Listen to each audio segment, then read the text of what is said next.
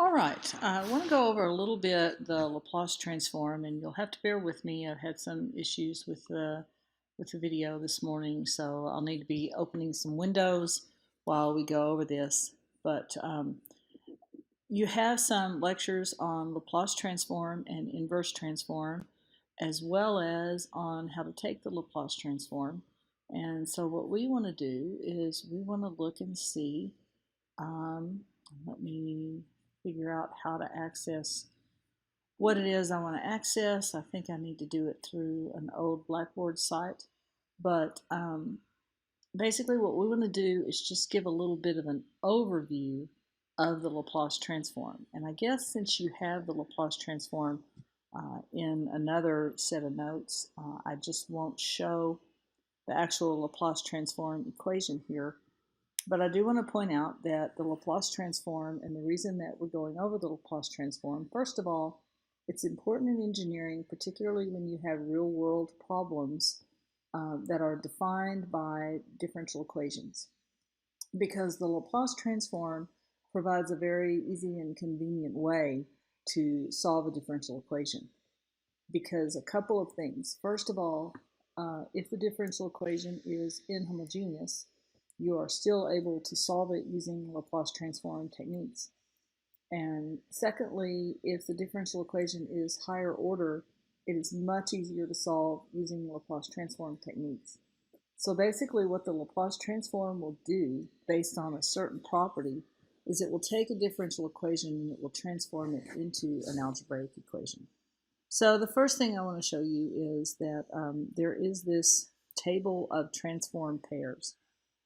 So in reality, it's not all that often that you actually do the Laplace integral to take the Laplace transform. Typically, the way you take a Laplace transform is to look at a table of transform pairs.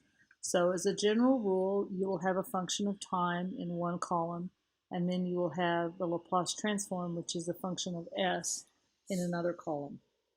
S is a complex frequency, so it actually is sigma plus j omega. It's never actually written that way except in certain special circumstances, so it just carries through as the variable s, but it's important to remember that s is actually a complex variable, not a real variable. So it has a real part, it has an imaginary part. So for example, if you have a function that is the sine of 3t, then you can take its transform. It would be 3 over s squared plus 3 squared. And the advantage of using a Laplace transform in differential equations comes by looking at the second table where we have the derivative property of the Laplace transform. So notice in the time domain, if we're taking a derivative, in the Laplace domain, that transforms into multiplication by s times the transform of whatever f of t was. So a calculus operation transforms into an algebraic equation. And then we subtract off the initial condition. Now this is another big deal, because basically in differential equation theory, if you have an inhomogeneous differential equation, what you're basically doing, remember, is you're solving the homogeneous part, and then you're solving the inhomogeneous part for a particular solution. And then if it's an initial value problem, you have to substitute in your initial value conditions in order to get the constants satisfied.